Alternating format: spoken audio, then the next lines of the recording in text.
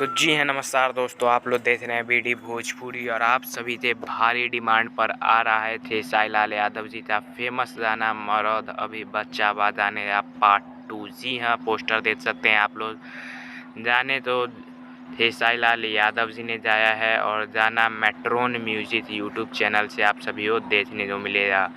तो जाने की बात करें, गाने के राइटर वही जिन्होंने फर्स्ट पार्ट लिखा था, पवन पांडे हैं। म्यूजिक आर्या शर्मा का है और जाने तो खेसारी लाल यादव ने गाया है, यानी सोलो सॉन्ग है। वीडियो की बात करें तो वीडियो में खेसारी लाल के साथ में जो एक्ट्रेस हैं उनका नाम है प्रिया रघुवंशी, जो कि आजकल खेसारी लाल के गानों में अक्सर आप सभी को देखने को मिलती हैं।